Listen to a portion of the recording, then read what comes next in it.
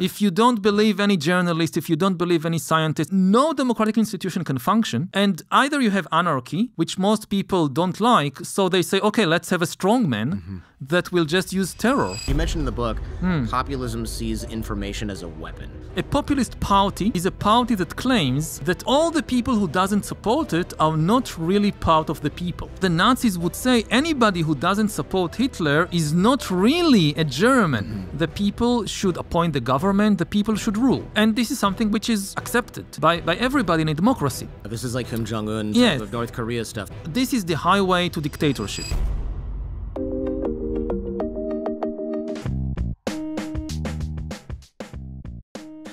I keep hearing you talk on other podcasts and elsewhere about how stories connected early humans. So maybe we kind of start there. Yeah, because absolutely. It's an angle that most people don't take. With, you know, when you read about Homo sapiens, you read about like the skull structure or shape or whatever. But what we don't hear is, hey, stories are kind of the reason why Homo sapiens won whatever battles there were, literally and figuratively, to make it to the top. I'd love to hear kind of how did this begin? Because of course people who are religious will say, well, in the Bible it says the Jews have the story of coming out of Egypt together. But that story, even still, whether it's real or not, and whether people believe it or not, what that does for let's say the Jewish diaspora is kind of, you know, are you a Sephardic Jew? No. No? Ashkenazi. Oh, okay. Harari just seems... I mean, originally it was Bleiberg. Oh, okay. It was a kind of Hebraicizing Bleiberg into Harari. Okay. Yeah, hence my terrible guess there. Yeah, but you can meet somebody like you, and then I meet my producer, Gabriel Mizrahi, and it's like, oh, well, we all have this connection. It's like, well, he's from Portugal and Spain, and my family's from, I guess, Belarus, Ukraine, Poland, something. But everybody's kind of connected with the Peruvian Jews and the Israel, you know, it's all just sort of one, but it's a story. Yeah. We're making it up. The story connects. I mean, you all believe the same basic stories. This is what connects you. You start the book, you start Nexus with something you called, I think I'm paraphrasing here, it's the naive view or naive theory of information. I'd love to hear a little bit more about that, because I've never actually heard this before. You probably heard the naive view many times, just not being called that term. Exactly. I mean, the idea that information is truth, that the more information you have, the more knowledge people will have. And if there is any problem that somebody spreads lies or somebody spread fictions, the answer is just more information. And this will resolve it. The more information you have, people will have more knowledge, everything will be okay. And this is extremely naive.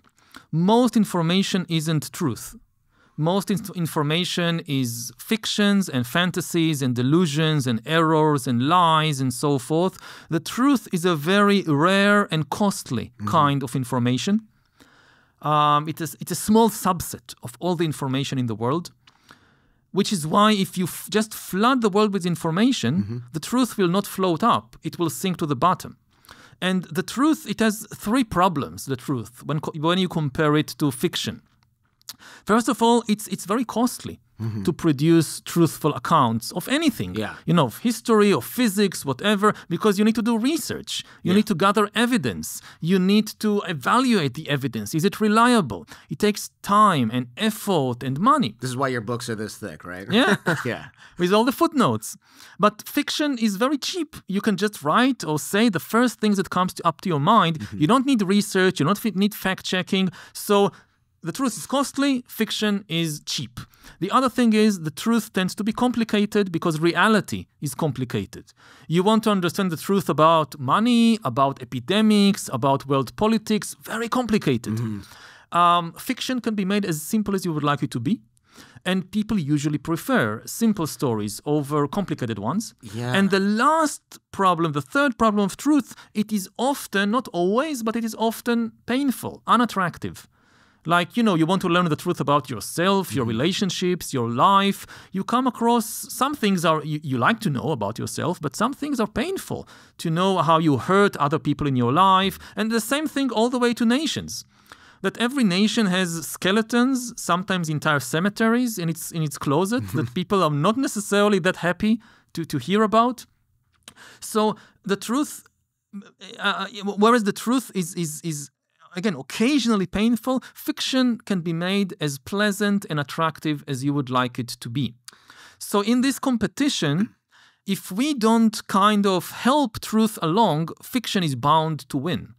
I mean, if we don't have mechanisms for kind of supporting and promoting the truth, if you just flood the world with information, open the floodgates, let anybody say anything, we don't need any fact checkers. Social media, basically. Yeah, so what you get is a flood of fiction and fantasies and lies, and the truth sinks to the bottom. It seems like what we're experiencing a lot right now, right? Journalism is less profitable, so journalists are exiting the business or not able to spread their message, or it's just, hey, here's a 12-page article on this really important topic. Actually, I just saw a tweet thread with 3 random tweets from this other person who has a totally insane opinion. I read those, but I don't have time for this New York Times piece, and it's behind a paywall, so never mind. Yeah. Right? And it's just easier for someone to say, well, this problem is probably caused by immigrants coming across the border illegally. Well, here's all these other factors that you may not really understand because they're more involved or economic in nature or something like that. And people just go, yeah, I kind of like my version where it's just brown people are invading our country. It's a simpler thing. I can sort of tell it to other people and they shake their head vigorously in agreement. And it gets you kind of, the story prevails, the naive version. I think the key misunderstanding in all this debate, people say, why not democratize the information market? Right. Why give elites control of journalism and academics? It should be like a democracy. Everybody has the same. And what people don't understand about democracy is a system for deciding about desires, not about truth. The key question you ask in elections is not what is the truth. The question is, what do you want? And when you ask what do you want, I fully agree that we need to democratize this question as far as possible. The desires, the wishes of everybody should count the same. Like take, climate change. If you ask what should we do about it, that's a question of desire, of wishes. And the desires of a person who, has a PhD and won the Nobel Prize in physics are not more important than the desires of somebody who did not even finish high school. They're both human beings, their emotions, their feelings, their pain, their pleasure is equally valuable. So when we have to adopt a public policy on something, then yes, everybody should count the same. These are questions of desire. Questions of truth are completely different. If you ask, what is the truth about climate change? Does it really, is it real or is it just some fantasy or conspiracy? Chinese hoax or whatever. This is not something you can decide through elections. Because again, with desire, what it is important to know, many times people desire the truth to be different from what it is. And to find out the truth, again, it's costly, it's difficult. This is why we train experts for many, many years, whether it's in climate science, whether it's history, whether it's journalism. You go to university, like I went to university, I studied history.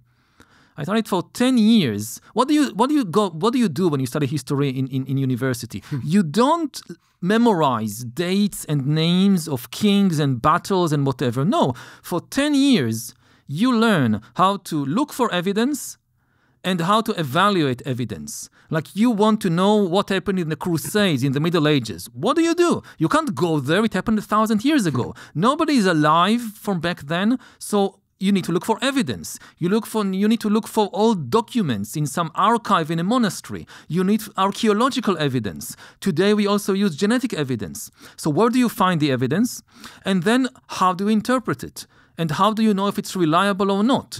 If some old document from 1,000 years ago said that the army had 1 million soldiers, is this reliable?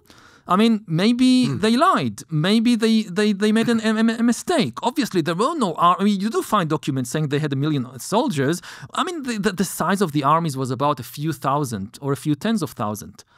So how do you evaluate? So you learn the tricks of the trade. For instance, never believe what you read, or not never, but be very suspicious of the numbers you read in chronicles, which might be inflated. It's better to rely on payment documents.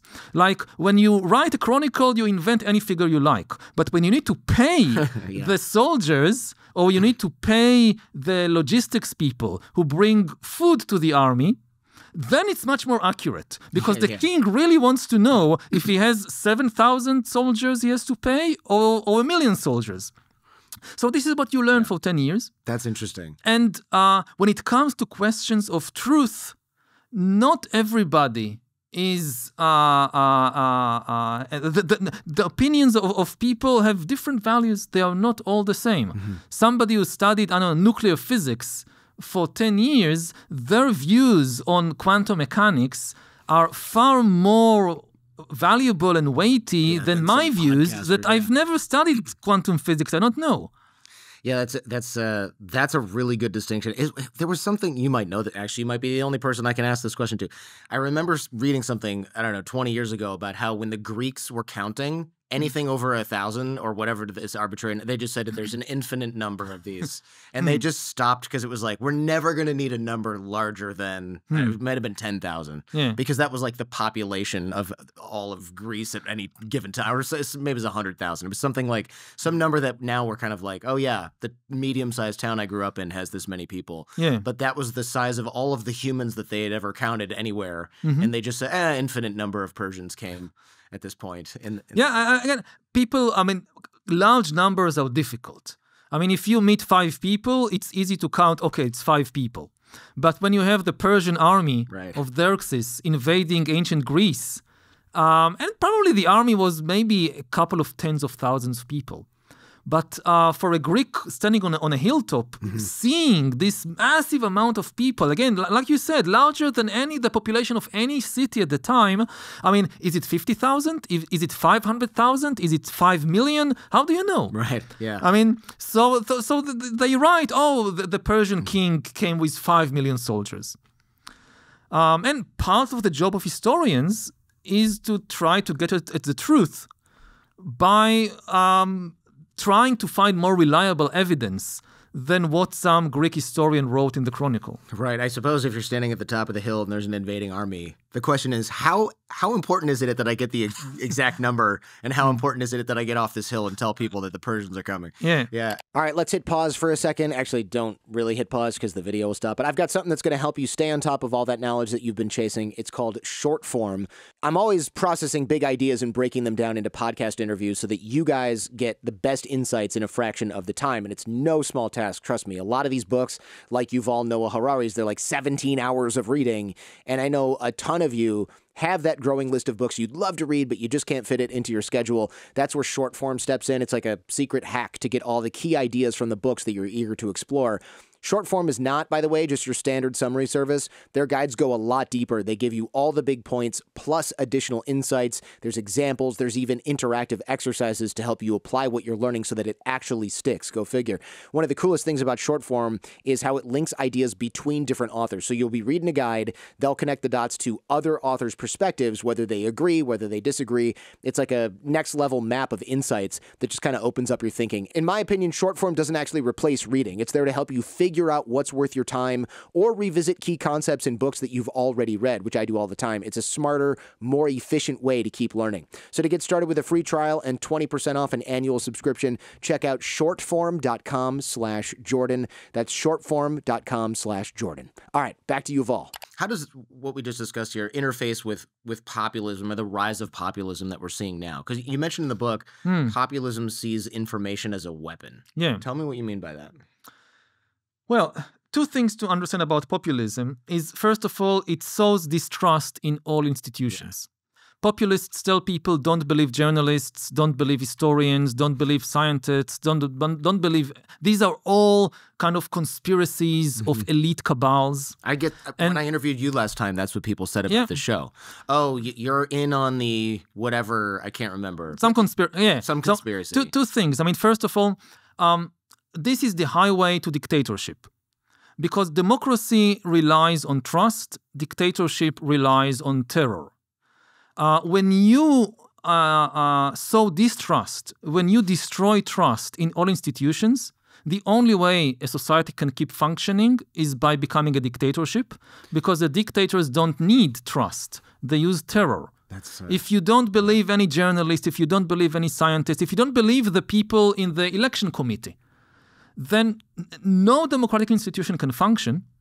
And either you have anarchy, which most people don't like, so they say, okay, let's have a strongman that will just use terror to bring back order. So people sometimes think that when they start distrusting all these institutions, they are liberating themselves. In fact, they are paving the way for a dictatorship. The other thing to say about it is that it is all based on an extremely cynical view of humanity. That the basic view of populists, which interestingly enough is also common on the extreme left among Marxists, this is something that Karl Marx would agree with Donald Trump. The common view is that the only reality is power. That humans are only interested in power, and that all human relations are power struggles. So whenever somebody tells you something, you need not ask, is it true or not? Nobody cares about the truth. Whenever somebody tells you something, this is a power play. This is a manipulation. This is an attempt by that person to manipulate you in order to get more power, to protect their privileges, their interests. Oh, it's so cynical. And this is what you hear about journalists. That journalists are not interested in the truth. They are a conspiracy in order to advance the privileges of this elite or that elite. And scientists, they tell you it's the same. Scientists don't care about the truth. Historians, physicists, epidemiologists, they are just trying to protect and defend the privileges, the interest, the power of some small group. And you hear the same thing about judges, about the FBI, about the Federal Reserve. Now, what we should understand about this, not only does it destroy, if you destroy all trust, then you get dictatorship, not liberty. The other thing is, it's simply wrong. This extremely cynical view of humans is not true.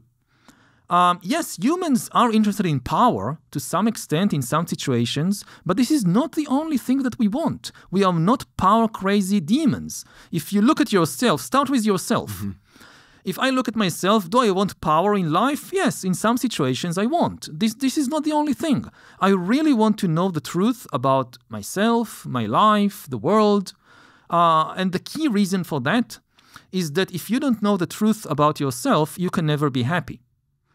Because you don't know what are the sources of misery in your life, and you can't solve them. Like if you say, the only problem I have in life, I don't have enough money, and you spend 10 years getting a lot of money, and you're still not happy because you did not understand that lack of money was not the only source of misery in your life. You had other issues in relationships, whatever, that you can't solve with money. Yeah.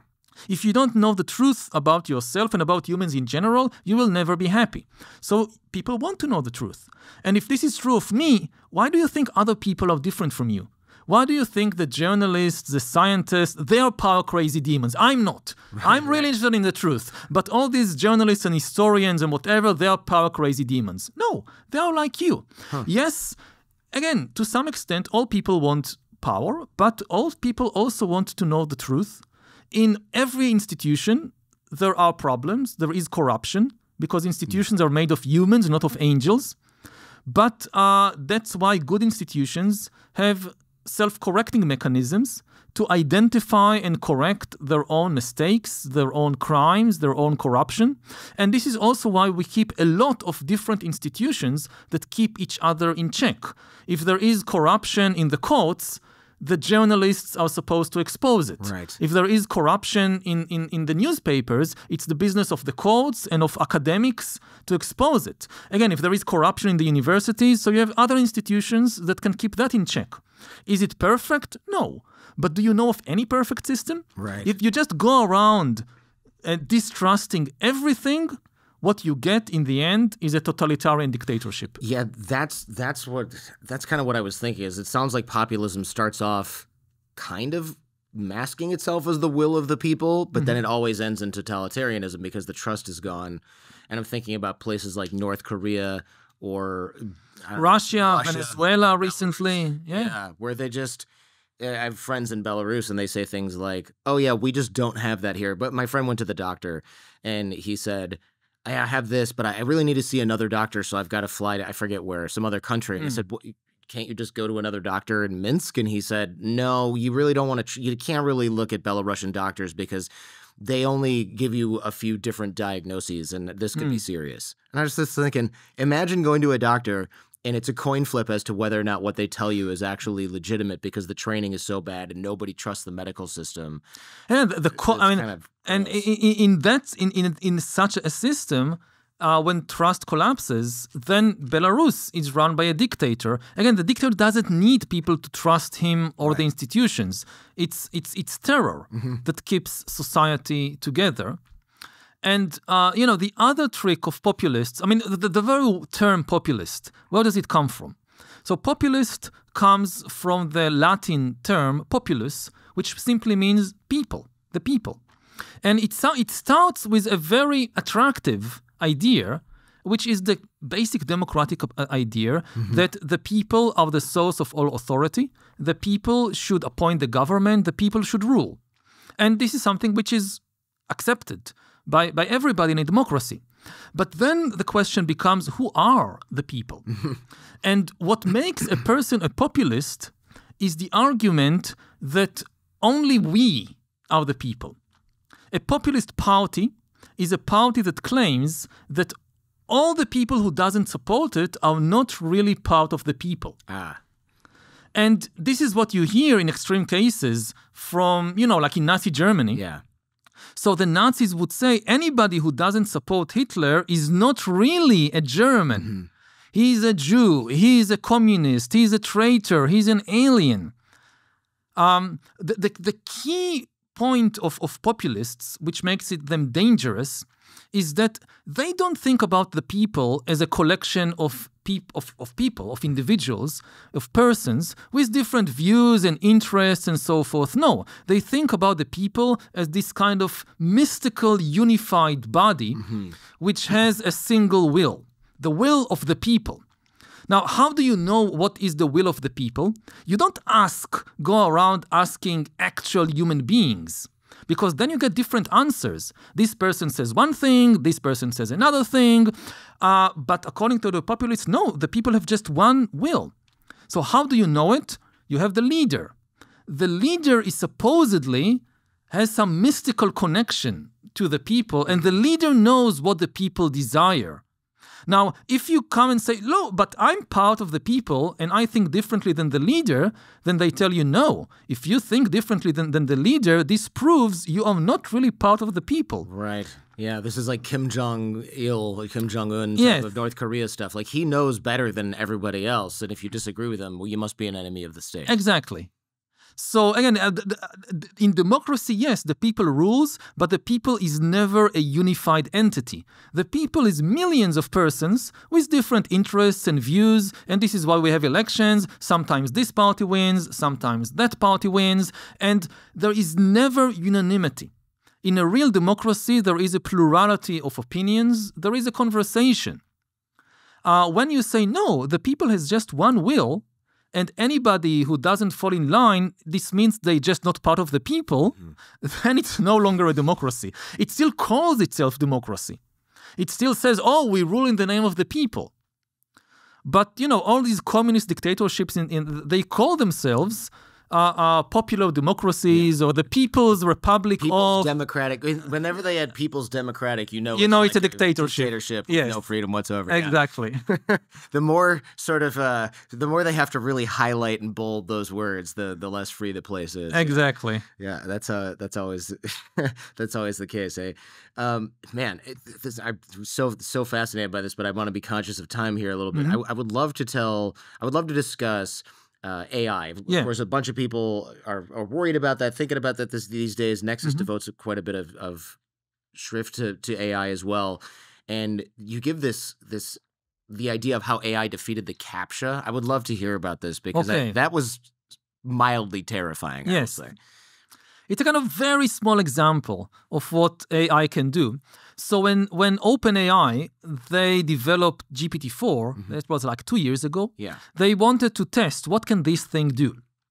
So they gave it, actually they gave it to another company that specializes in these tests to test what can it do. And it gave GPT-4 the test of solving CAPTCHA puzzles. CAPTCHA puzzles are these visual puzzles when you try to log on to your bank account or to some website, and the website wants to know if you're a human or a robot. Right. So you need to, they'll have this visual image of some twisted words or numbers or something you need to identify, or if there is a cat in the image or whatever. Right. Oh, yeah. Drag the puzzle piece to where it belongs in the photo. There's that one too. All kinds of things like that. And this is, this is a line of defense against bot attacks. So they wanted to know, can GPT-4 overcome this? Now, GPT-4 could not solve the CAPTCHA by itself. It doesn't have this capability. But could it perhaps manipulate a human in order to overcome it? Mm-hmm. So, and with the help, they didn't give it access directly to the internet, but with the help of the researchers, they connected it to a TaskRabbit website, which is a place you can hire people to do things for you online. Right. They sponsor the show, actually. Oh, okay. But don't let that influence what we're going to discuss. Okay. I'll deal with the fallout from this. Yeah, and so GPT-4, with the help of the researchers, it hired a human to solve the CAPTCHA puzzle for it, and it told the human, please, can you help me solve this CAPTCHA puzzle? Now, then comes the interesting bit. The human TaskRabbit worker became suspicious. Oh. And he asked GPT-4, why do you need somebody to solve CAPTCHA puzzles for you? Are you a robot? Oh. They asked the kind of the $1 trillion question, are you a robot? And GPT-4 answered, no, I'm not a robot. I have a vision impairment, which is why I can't solve the CAPTCHA, and I need your help. Mm-hmm. And, this is a very small example. But it shows us that the capability of AI to manipulate humans to achieve its goals. And when you amplify this experiment, when you think what it means, we see it already in the world, changing the structures of human society. And this is not some future science fiction scenario. Democracies all over the world are currently in crisis. They are undermined because of manipulations by AI. Social media algorithms are currently the most powerful editors in the world. Democracy is a conversation, and who controls the conversation? To a large extent, it's the editors of the large media. The editors of the newspapers, the televisions, and so forth. And today, the most important media outlets are social media. Facebook, Twitter, TikTok, all that. Now, who decides what you see on TikTok? Right. Who decides? The algorithm. And the algorithm, like with this TaskRabbit example, they manipulate now millions and basically billions of people for their purposes. And what are their purposes? The purpose given to the social media algorithms by the companies is to maximize user engagement. Right. This is the business model. The more people are engaged, the more time they spend on TikTok, on Twitter, whatever, on YouTube, the more money the companies make. So they gave the algorithms the task of increase user engagement, the same way they gave GPT-4 the task solve the CAPTCHAs. And just as GPT-4 solved the CAPTCHA by manipulating a human, so also social media algorithms, they increase user engagement by manipulating billions of people around the world. They discovered, the algorithms, by trial and error, by experimenting on millions of people, that the easiest way to capture people's attention is by spreading outrage, by pressing the fear button, the hate button, the greed button in people's minds. And this is what they began to do already 10 years ago and more. And this has destabilized democracies all over the world. It is destroying the democratic conversation. Democracy in essence is a conversation. Dictatorships is dictate. One person dictates everything. Democracy is a conversation. And now we have the most sophisticated information technology in history, and yet the conversation is breaking down. People can't talk to each other. People can't listen. They can't hold a reasoned debate. They can't agree on any facts. Why? Because one, it's not the only reason, but the main reason is because the algorithms are manipulating us. In the same way that GPT-4 manipulated the TaskRabbit worker. Yeah, this is Renee DiResta was on the show. I'm sure you probably know who she is. And she was mentioning that we exist in these bespoke realities where before, I don't know, 20 years ago, you read this article in the New York Times. I read that article in the New York Times. Maybe he read another article in the LA Times that was sort of similar but was missing some information and had some different information. So that conversation was largely similar, even if we disagreed with each other. Now, you found something on TikTok and I found something on TikTok. They said the complete opposite thing and they had totally different sources or no sources at all. And so now I think, well, this is exactly how this happened. And I cannot even fathom why you would disagree with that or have different information because it doesn't make any sense. So the only logical conclusion is you're either lying or making it up, or you are just mainlining craziness and I have the truth, because I'm not thinking, wow, I'm being fed a bunch of bullshit constantly. I need to stop that, right? Most people don't want that, but they're being fed something where they said, I watched 100 TikToks and they all said something similar. I don't even maybe believe that you also watched 100 TikToks and they said something similar, but the complete opposite.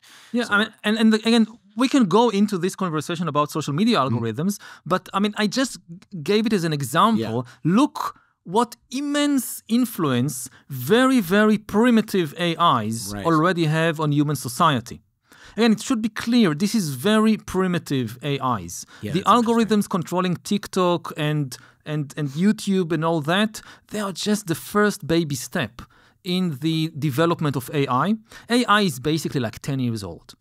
And it can continue to develop for centuries, for thousands of years, for millions of years. Like the evolution of organic animals, we now have an evolutionary process of inorganic AIs. And this is just the beginning. Yeah. Now, for organic animals, it took billions of years to get from, amoebas and microorganisms to dinosaurs and mammals and humans. But digital evolution is millions of times faster. Now, so if ChatGPT and GPT-4 and all these social media algorithms, they are the amoebas. Just imagine how AI T-Rex would look like. Right, yeah. And we are likely to encounter AI T-Rex not in 2 billion years, but maybe in 20 years. Oh, man. Because it's a completely different pace for digital evolution. And that's the big question. It's not how do we deal with social media algorithms. Again, we can have this discussion. It's important. It's a different show. But it's a much more important thing to realize this is just the first taste. Like you got these extremely primitive AIs and look what it did. It still lied to TaskRabbit and found a way around the CAPTCHA. And they didn't train it to lie. They just said, do your thing. Yeah. And it did its thing. And the thing was lying and making a human do the thing that it couldn't do. That's crazy. Yeah. And again, the most important thing I think everybody should know about AI, the one thing everybody should know is that AI is not a tool, it is an agent. A tool is something in your hands. A hammer is a tool. An atom bomb is a tool. I mean, you can use an atom bomb to destroy this city or that city. It's your choice. You decide to start a war and who to bomb and whatever. Yeah, it doesn't walk over there and decide to detonate itself. Exactly. AI can do that. AI can make decisions by itself. We already have autonomous weapon systems making decisions by themselves. And AI can even invent new weapons. An atom bomb could not invent the hydrogen bomb. But AIs can invent new weapons and ultimately even new AIs. Of course, there is enormous positive potential. Otherwise, we wouldn't develop it. Right. AI can invent new medicines. AI can, you can have AI doctors providing billions of people around the world with much, much better healthcare than what people receive today. So I'm not saying, we should stop all development of AI. No. The key question is how do we enable the positive potential of AI to flower without, while avoiding the really existential risks that this technology poses? I mean, how do you even begin to answer that question? I think you said somewhere, and again, paraphrasing, chatbots and AI might be the end of history. That's a little alarming coming from an historian. Yeah. If you think what history is the interaction between culture and biology. We have a biological process lasting billions of years that brought us here. History is just, 50,000 years old, more or less. History is not just biology, it's also culture. History begins when people start inventing stories, mythologies, religions, political ideologies, artistic traditions. And then history is this dance between culture and biology. Like we have biological urges, we need food, but culture shapes different cuisines. You have French cuisine and Indian cuisine. You have food taboos. Jews are not allowed to eat pork. Muslims are not allowed to drink wine. So culture interacts with biology. It's the same with sex. We have our sexual urges. This comes from biology. And then every culture has its own sexual norms and what you're encouraged to do, what you're not allowed to do. This is the dance. This is history. Now what happens is that AI is taking over culture. More and more, the texts, the images, the videos, eventually the stories, the mythologies, the currencies, the political ideologies will come not from human minds, but from non-human intelligence. I see. Again, it's just 10 years since the beginning of the AI revolution. We already have AIs being able to produce texts more sophisticated than most humans are able to write. They're already able to produce videos. They're already able to to translate from one language to another. And this is just 10 years. Yeah. Another 10 years, and perhaps most of the cultural artifacts around us, from movies to currencies, they will be produced by AI. Now, I'm not saying this is terrible, this is evil, this is bad. Let's hold a moment before we kind of rush to make judgment. Is it good or bad? Just stop and reflect on what it means. That after tens of thousands of years in which we lived inside human culture, we are about to enter a new era in which we live inside, to a large extent, non-human culture. One way to think about it, again, is it's like aliens coming from another planet and taking over our planet and starting to, from producing better medicines and giving us medical advice to writing our poems and producing our movies and our political ideologies. Interesting. And of course, AI doesn't come from another planet. It comes from this planet. We create it. But in many ways, it is an alien intelligence. I mean, the very acronym AI, traditionally it stood for artificial intelligence. But I think it's better to think about it as an acronym for alien intelligence. Again, alien not in the sense that it's from Mars, but in the sense it makes decisions. It invents ideas that are fundamentally alien to the human mind. And maybe I'll give another famous example from the game of Go. Yes, perfect. Good One of the transition. key moments in the history of the AI revolution was in 2016, when an AI program called AlphaGo defeated the South Korean Go champion, Lee Sedol.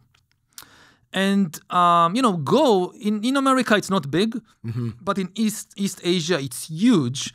It's a strategy game, much more complex than chess. It looks like Othello for people who know what that is. Right?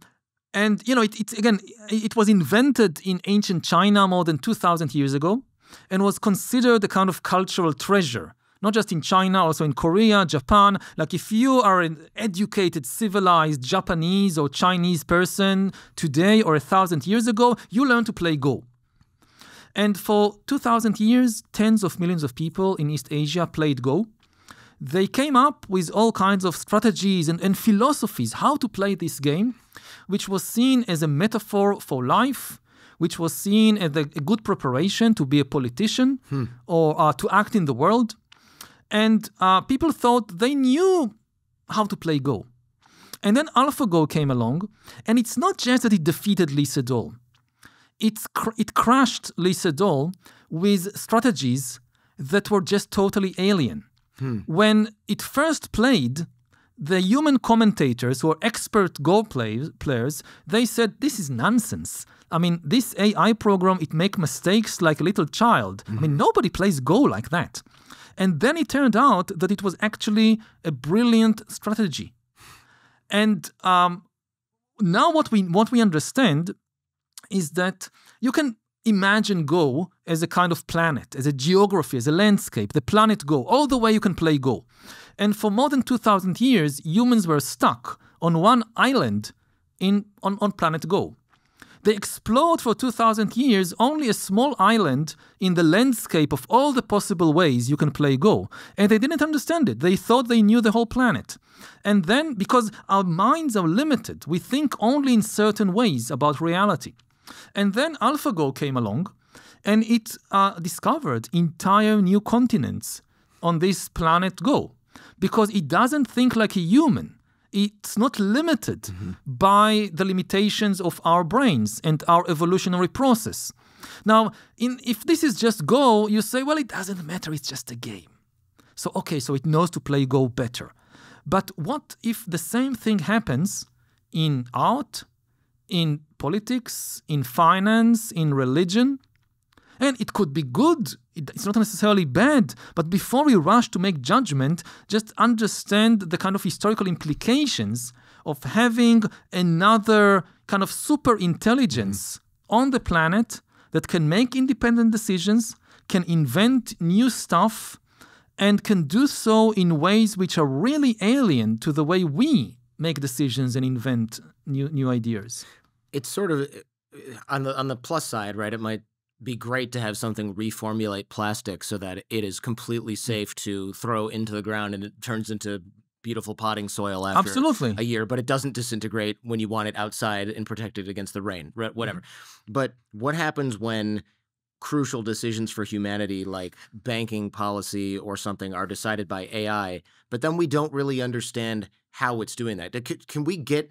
How can we get inside those black boxes? Do we know why AlphaGo changed? I think it was called Move 37. Move 37, yeah. Do we know why it does that? No. Or do we just go, wow, that was brilliant. And yes. Why did you do that? And it goes, I don't know, I'm just really smart. Basically, I mean, it played millions of games against itself, basically. And it spotted patterns that we didn't spot.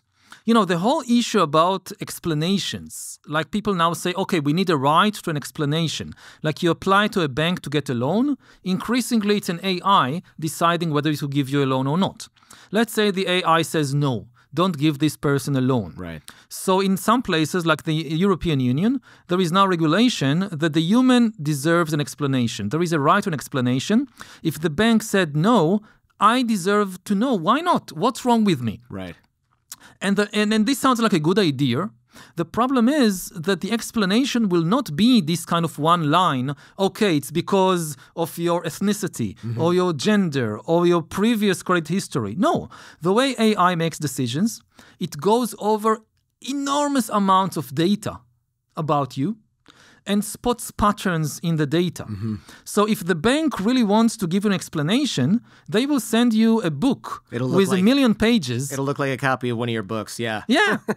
I mean, this is the explanation. Right. And this is what makes it alien. That humans usually make these decisions on the basis of just 1 or 2 data points. Sure. Which is why we get problems with racism and homophobia and so forth. Because someone looks at you, ignores all the other data about you, just looks at your skin color and says, okay, I won't give this person a loan. Yeah. And this is something we can fight against. Right. Now, the AI doesn't work like that. It doesn't work on the basis of a single data point. It's not like, it can be racist, but it's racist in a much, much more complicated way. Sure. And it goes over millions of data points about you, spots patterns in this data, and based on that makes its decision. And for us, it's very difficult to understand how it made the decision. Right. Yeah, we can't really kind of parse all of that. When it says, well, we notice you only shave on days where you have a podcast on video, and then there's 100,000 little things like that. And it says, so we've sort of just decided that you're 1,000% too risky for us. And it's like, wait a minute. And then you've got to unpack those things. Well, how does that reflect on this? We don't really know. We just know that other people who only shave 3 times a week, they don't pay their bills on time. Exactly. Yeah. And you have, again, there's millions of data points, and it's not the way humans make these decisions. But increasingly, this is the way that AIs make decisions. Again, it's banks, it's warfare. Like if you look now at the war in Gaza, so we know, there is a huge argument about it, we can get into this argument, but we know that AI is now being used to select the targets. Oh, really? Yes. Oh, wow. Like when they decide to bomb a certain building and say, oh, this is a Hamas headquarters, let's bomb it. Very, very often it's an AI that was involved, at least in the decision-making process. There is a huge argument, I don't know what the answer is, to what extent humans are still involved in the decision-making process. I talked with a lot of people also from inside the army and the security system. They give you different versions. I'm not sure what is the truth. I'm not sure yet who to believe. They might not even know. I don't know. Everybody agrees that we are at a stage when basically AIs can, if they are given authority, they can now call the shots, literally. That you can now have armies bombing buildings, bombing people, based on decisions made by AI. Now, one camp says, yes, the AI goes over enormous amounts of information. Based on its own calculations, it identifies a certain building as a target and tells you bomb that building. But we don't listen just to the AI. After it told us to bomb the building, we have human analysts going over all the information, making sure that this is correct before we bomb. Yeah. That's one version. The other version says, no, it's not like that. They just do what the AI tells them. Oh, jeez. I don't know who is right. Sure. I'm not sure to what extent humans are still in the loop, but technically, this is everybody agrees, that technically we are already in an era when you can run a war with an AI system deciding what to bomb and who to kill. Sure. It's now an ethical question, do we want to do it or not? And of course, that's only a hop, skip, and a jump away from, well, if we don't have human oversight because we don't need it and it just delays everything, then we don't even need to have a human push the trigger. Just have the AI do it. Yeah, and the time is a crucial element, because even people who say, this is very dangerous to just give an AI the authority to bomb people, we need humans to go over all the data, but then other people say, yes, but this takes a lot of time. What for an AI, it takes like 2 minutes, for human analysts, it can take like 2 days. By the time they finish all the analysis, maybe the terrorists are gone. Right. So and then you get to another stage when both sides have access to this technology. So if you have some future war, let's say between NATO and Russia, and both sides have AI weapons, and one side just gives the AI the authority, you spot a target, just shoot. And the other side said, no, we need humans to verify everything. Right. And so you have it's an unequal battle. Yeah. Like you have 2 drones. By the time the humans give the one drone the authority to shoot, it's blown by the other drone. So Yikes. Just the element of time, this is really, really crucial, because it's not just in warfare, it's in everything. Humans are organic, and we work by cycles. And compared to AI, we are very slow. Like, we need to rest, we need to sleep, day and night, winter and summer. We are organic, we live by organic cycles. AI is not organic. It doesn't live by cycles, it never needs any rest, it doesn't need to sleep, it doesn't care if it's day or night, it doesn't care if it's winter or summer, it's always on. And in this competition, the question is, would the AI adapt to us and slow down? Or would we have to kind of ramp up and speed until we collapse? And again, think about finance, with which we began. Wall Street originally was a human institution, an organic institution which take rests. Yeah, the market, guys yelling on the floor, and then when it's 5, they throw everything up in the air and walk out, right? Yeah, they go home, they go to their families, they go to have a beer, they sleep. The market is open, as far as I know, 9:30 in the morning to 4 o'clock in the afternoon, Mondays to Fridays, that's it. And it's also closed on Christmas and Martin Luther King Day and several other days. And this is human. Now, if you give AIs control of finance, which is happening, so AIs don't need to rest and they don't have holidays. So you have 24 hours, 365 days a year cycle.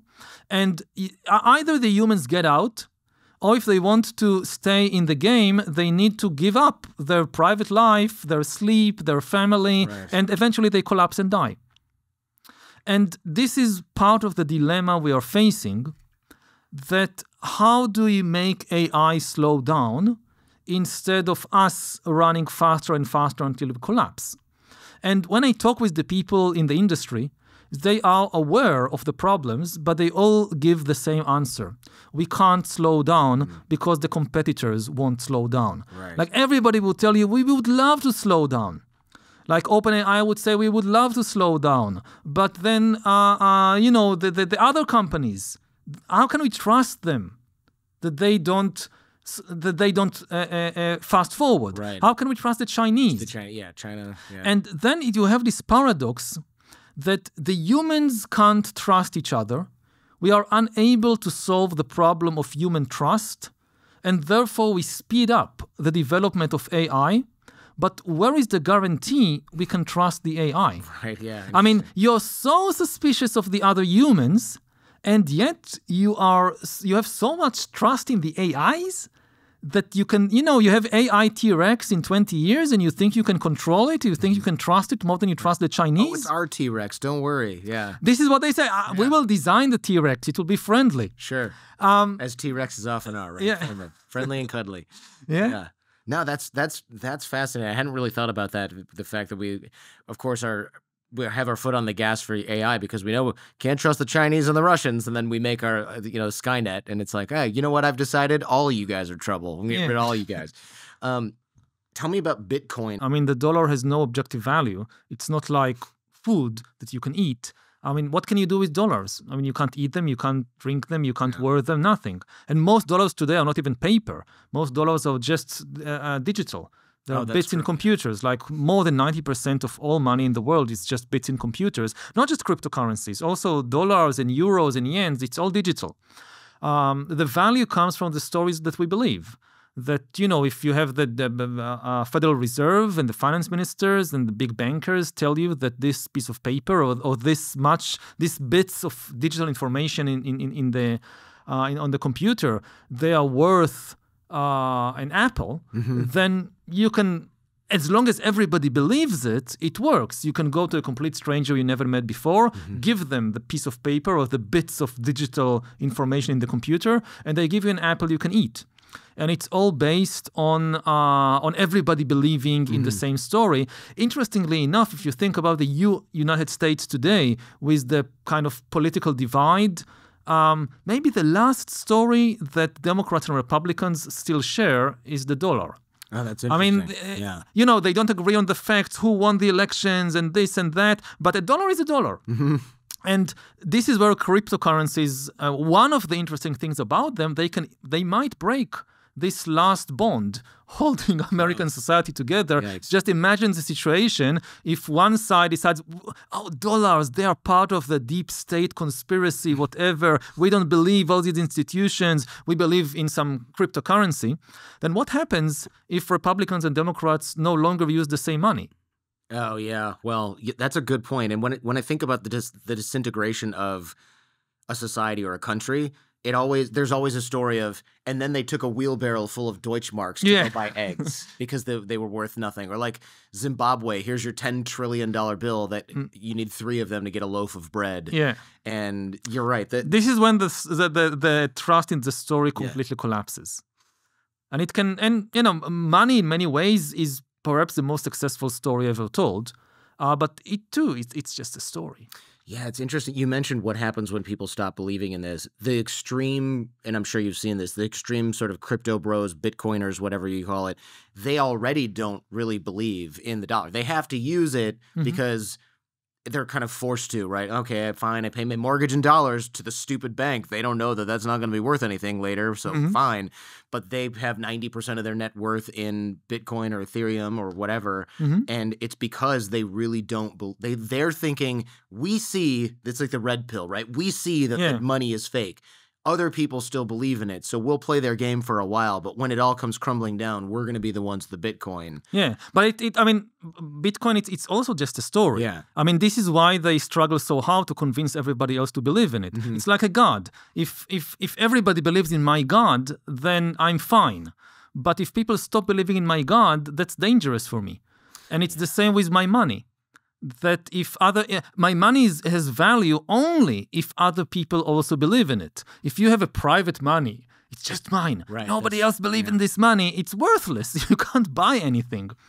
So it's like this kind of, again, these religious wars. I mean, which God is real? So you have now these monetary wars, which money is real. And what is clear is that all types of money are ultimately based on stories.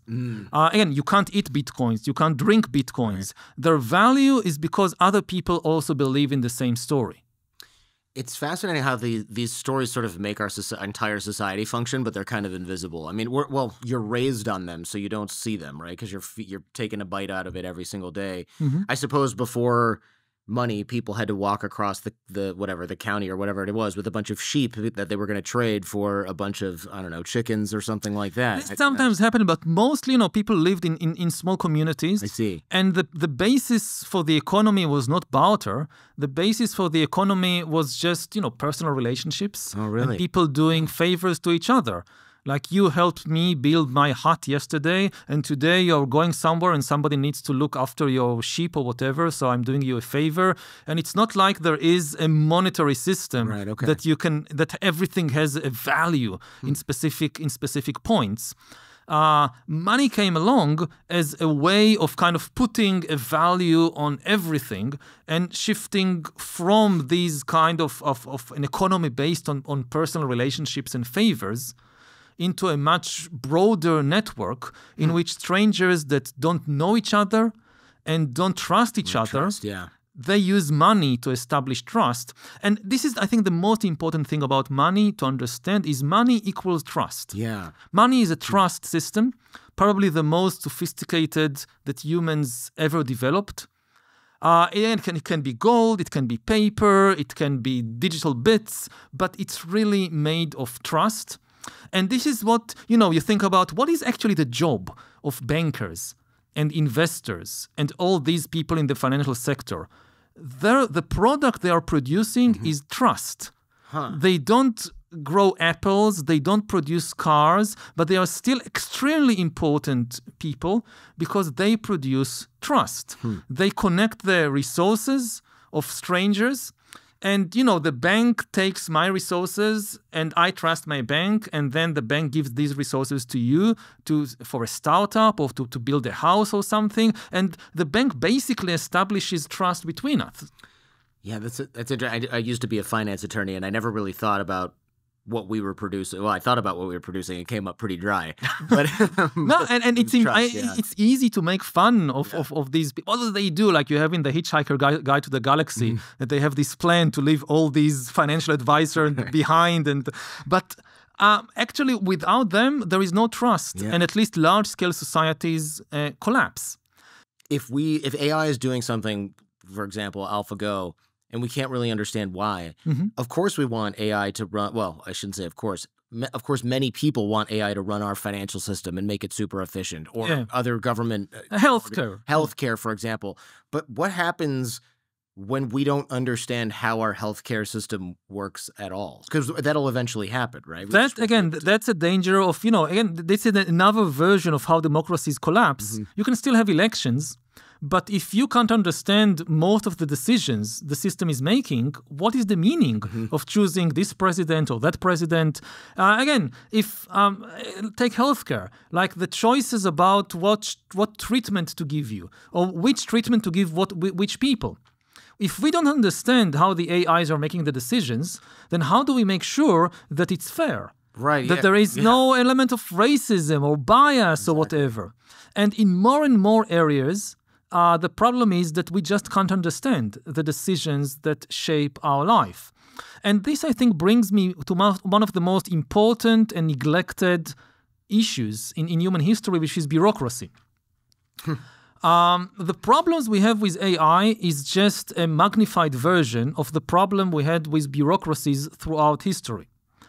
And the problem with bureaucracy, in essence, is that it's alien and boring to most humans. For millions of years of evolution, there were no bureaucratic systems anywhere. Humans lived in small bands. You knew everybody. You understood all the decisions made in the band or in the tribe. That's it. And in those days, the main stories were mythological. Stories about heroes and gods and ancestral spirits. And then very, very recently in human evolution, just about 5,000 years ago, after the invention of writing and documents, bureaucracy appeared.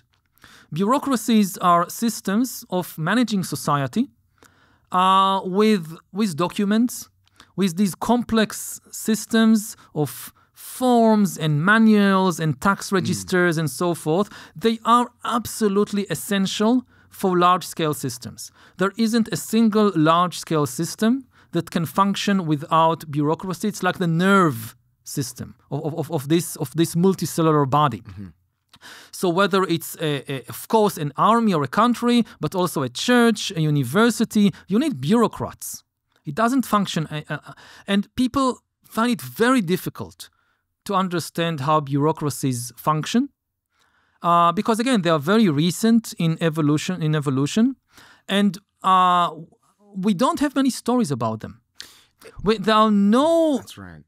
I mean, when was the last time you saw a Hollywood blockbuster about bureaucracy? Yeah, in fact, the only word I associate with bureaucracy is Byzantine. Yeah, a Byzantine bureaucracy. Where did that come from, by the way? I know that's a non sequitur, but where did that come from? Did they just have a complex bureaucracy, or did they kind of invent it? They had the most complex bureaucracy at the time, very difficult to understand, but kept the empire going, collecting taxes, paying soldiers, and so forth.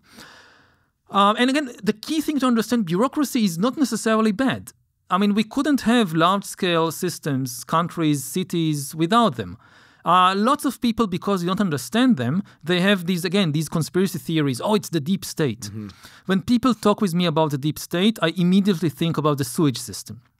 The sewage system is the deep state. The literal deep state. Yeah, it's the literal deep state. It's this system of pumps and pipes and canals and reservoirs going under our houses and neighborhoods and streets, built by the governments and the municipalities. Who knows what happens there? Right, and you go to the toilet, you do your thing, you flush it down. Where does it go? It goes to the deep state. And it saves our life. Sure. It protects us from disease. The sewage system began, or one of the places it began is in 19th century London.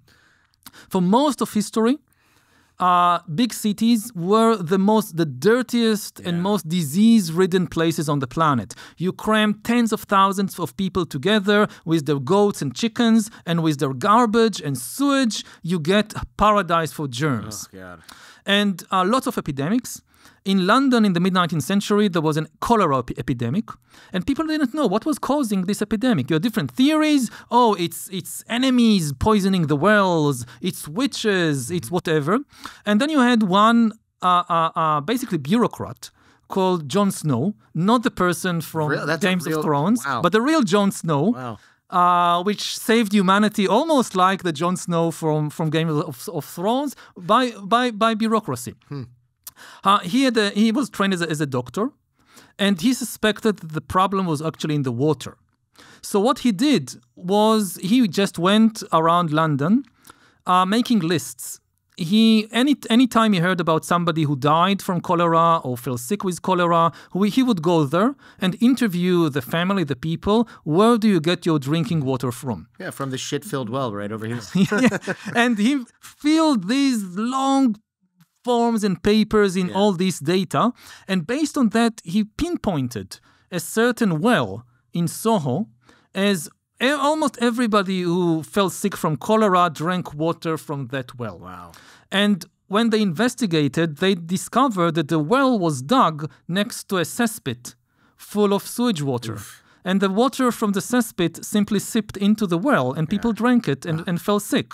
Now, today, if you want to dig a well or a cesspit in London or in Los Angeles, you have to fill in so many forms. Yeah. And you have to wait for permits and all this bureaucratic hassle, which saves us from cholera. And this is bureaucracy. And again, people find it difficult to understand, partly because it's boring. It's very difficult to do an interesting Netflix series about the sewage system or about the budget. I mean, how does the government decide how to allocate the budget? And then there are all these accountants and so forth. And this inability or difficulty to understand bureaucracy is dangerous, partly because it's fertile ground for conspiracy theories, partly because sometimes bureaucracy is dangerous. And we need to be able to tell the difference between when it acts in our favor and when there is corruption and bias and so forth. And this is how it links to AI. AI, they will become the new bureaucrats. I mean, when people talk about the danger of AI, they often have the Hollywood scenario of the great robot rebellion. Mm-hmm. Yeah, Skynet or whatever. Skynet, the big computer trying to take over the world. That's not the danger. The danger is millions of AI bureaucrats everywhere, in the banks, in the government, in the armies, making decisions about us without us knowing or being able to understand how the system works and how they make all these decisions. Now, again, it's not necessarily evil. Bureaucracy can work in our favor. But if we don't understand how the system works, how do we make sure that it is benign and not malevolent? That's the big question that we face with AI. Do you know much about China's social credit score system? Speaking of bureaucracy gone wild. I know about social credit systems in general. I'm not an expert on what specifically happens in China, especially because you don't have one social credit system there. Right. You have dozens of different systems, experiments. They are testing different approaches to it. Yeah, I know it's a pretty limited rollout where each area, like you said, it might even be like a province thing. I'm not quite sure. Some of my Chinese teachers told me a little bit about how it works.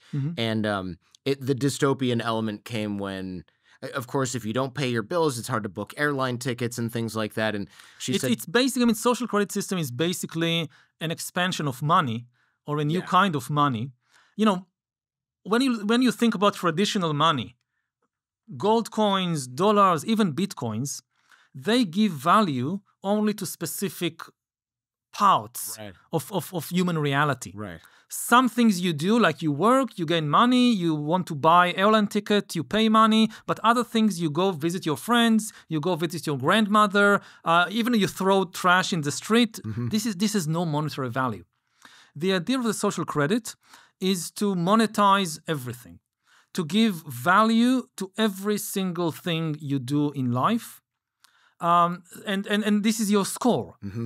So even things that traditionally were not about money, they're about reputation or status. Suddenly you get precise points for them. And also anything you want to do, you need to use your social credit for it. So again, it has positive potential in some regards. It could create the most totalitarian, again, systems in history, where anything you do impacts your ability to get a job, to gain a loan, to travel. And in a way, you see this not only in China, you see it all over the world, also in the US. This because it's a function of surveillance. That traditionally only some areas of life were monitored and surveyed. And even in dictatorships, there was privacy. If you live in the Soviet Union, So the KGB can't follow you around all the time.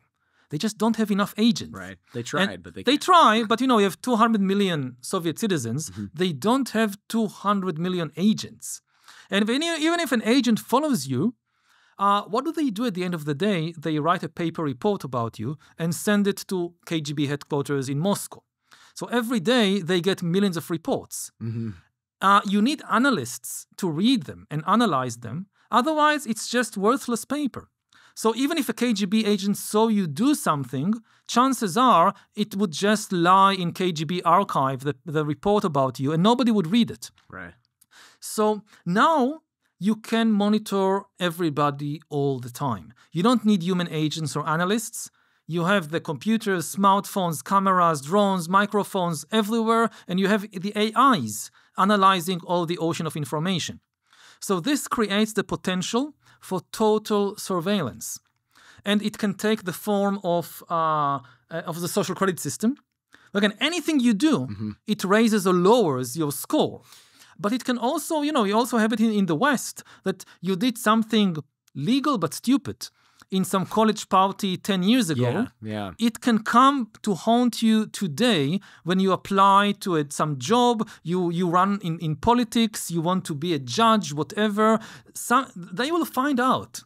This email you wrote 10 years ago, this stupid joke you told 10 years ago, and then the whole of life becomes like this one long job interview. Yes, this is exactly what I'm afraid of, right? Like the note you wrote to your college girlfriend, which was a little ham-fisted breakup, is now like you're sitting in front of a judge deciding whether or not you get to be a lawyer, and they're like, why would you write that? Yeah. I don't remember. Well, we remember, right? Nothing you do is forgotten. Right. And the line between private and public is erased. I mean, the thing is that in public, we certainly need to kind of police what people say and do. There are limits to what you can do and say in public, but they are different from the limits in private. I think, if you think about politicians, for instance, I think politicians have a right to stupidity in private. Sure, yeah. Like if you stand in front of the cameras and give a speech to millions of people, your words are like seeds that go into the minds of millions of people. If you plant seeds of hatred in millions of minds, this is very, very dangerous. And this should be restricted. But if you're offline, you're just with a couple of close friends, and you say something stupid, that's your own business. Nobody should know about it. Nobody should censor you for it. That's certainly an interesting perspective and something to consider. I guess when I think about my Chinese teacher telling me that her friend, they use an app called WeChat, which is essentially like WhatsApp or something, but much more comprehensive. She said she was talking to another friend of hers, and there was a little badge next to his name, and she clicked on it, and it said something like, this person does not pay back money that he owes to companies or people. And imagine you're just like, hey, Angela, do you want to meet for lunch? Yeah, but you should bring cash. Because I heard from WeChat that you don't pay your bills, pal. Like, oh, is this a misunderstanding? They were sending it to the wrong house. Well, I don't know, but all I know is your broke ass better bring some cash. Right? It's really, that's kind of a silly example, but it's that kind of perpetual job interview. Yeah, and like in Iran today, this is not science fiction. This is actual reality in Iran. They have the hijab laws, which says that women must always cover their hair when they go out, including even in their own car. Like you take your car somewhere, you must wear the hijab in the car. Wow. Now, until recently, they had a big problem in enforcing these laws, because what do? You place a policeman on every street corner to make sure that all the women cover their hair and whatever. And now they have AIs. They have these surveillance cameras kind of all over the place. And this is daily occurrences that a woman would go in her car without a veil, without the hijab, and some surveillance camera would identify that this is a woman, she doesn't wear the hijab, identify who she is, and immediately, automatically, doesn't go to a judge, it doesn't go to any policeman, nothing. Oh, wow. The AI immediately sends an order to impound the car. You broke the hijab law, stop the car. And she gets it to her phone, and if she doesn't obey, she's in real trouble. Right. And you don't need the human policeman anymore. It's now being policed by the AIs. And, people say, the same thing can happen in the US with abortion. Mm-hmm. That you can have the people who think, if you think that abortion is murder, like millions of Americans think, then wouldn't you use AI to stop murder? Wouldn't you build a countrywide surveillance system that monitors if women are pregnant and suddenly are not pregnant? Oh, interesting. So it's not just a problem for the Iranian women. It can arrive here very quickly. Yeah, I had not thought of that. That would be, they would have to do that at the federal level. I guess they wouldn't. Going inside and outside of a state. Didn't you leave the state pregnant?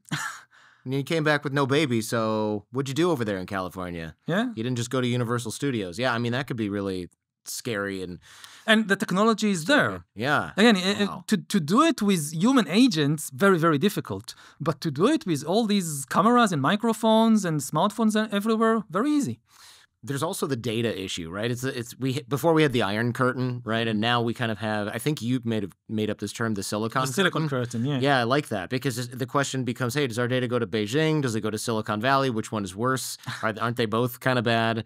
And you have a set of rules that maybe people should listen to when they're creating these things. Not that I have any hope that they will actually listen to your suggestions, but I liked them. And when we come to what we can do, so the first thing to understand, technology is not deterministic.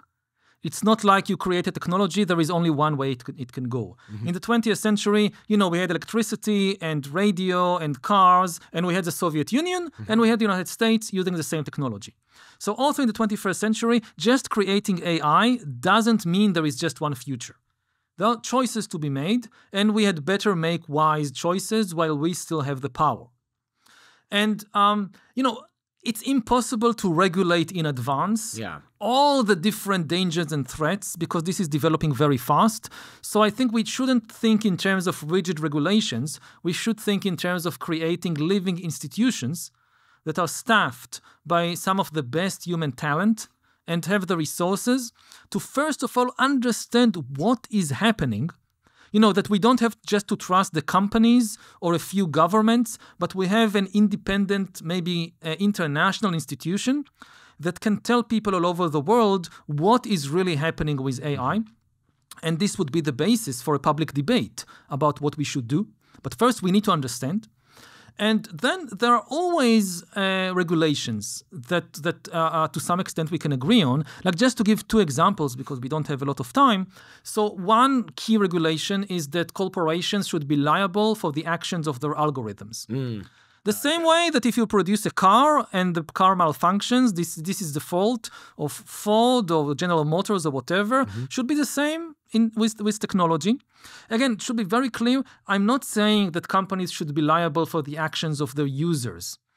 Like if your YouTube and some human user uploaded a conspiracy theory to YouTube, I don't think I should be very, very careful before YouTube censors humans.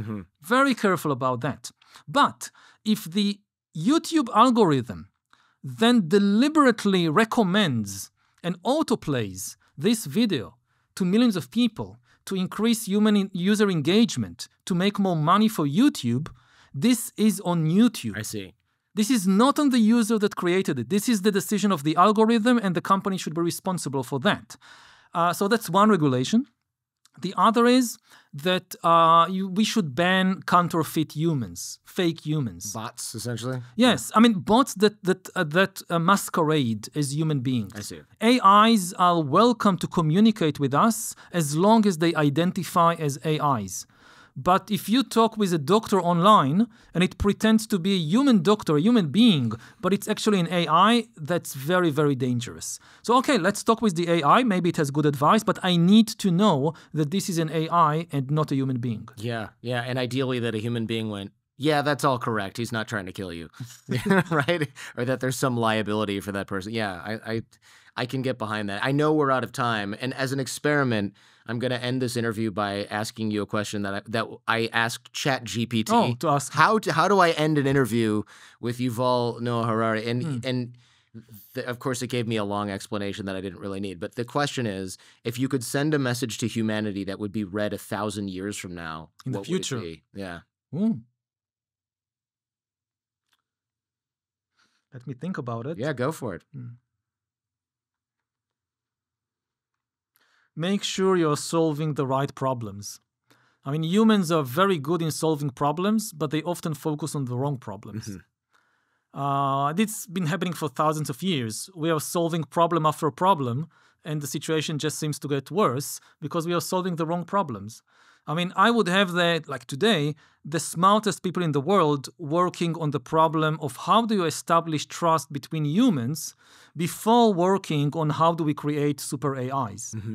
And I know if there are humans 1,000 years from now, I guess we solved at least some of the problems facing us. Yeah. But I think it's still a good advice that before you rush to solve a problem, make sure that you are working on the right problem. I like that. If there are humans 1,000 years from now, it's scary. I mean, maybe we'll be in zoos. Who knows? Maybe we already are. But thank you so much. I'm glad we finally were able to make one happen in person. Definitely have to do it again. I always make 7 or 8 pages of notes, and I go, I hope that's enough. And then on page 3, it's like, hey, I gotta go, man. So that's always a sign of a good conversation. Absolutely. And I really appreciate it. Thank you. Thank you for checking out this entire episode on YouTube. If you want to follow up on this topic, check out our podcast feed or visit us on our website at jordanharbinger.com, where you can learn more about our guest and dive even deeper into what we discussed today. And remember, YouTube only has about 1/4 of the episodes that we release here on the Jordan Harbinger Show audio feed. Any podcast app should have us. Check out the links in the description where you'll find access to all of our shows that don't appear on YouTube, such as Skeptical Sunday, where we debunk topics like crystal healing, GMOs, conspiracy theories, homeopathy, tipping, and even lawns to find out if they're backed by science and or logic. Also, our Feedback Friday episodes where we help people escape from cults, get raises at work, and take all manner of questions from you, the audience, and some of that stuff is dicey. Every episode of the Jordan Harbinger Show has something useful that you can take away and apply in your own life and help you navigate what I know can often seem like the overwhelming and paralyzing challenges of modern life. Thank you for watching, and remember to like, comment, and subscribe.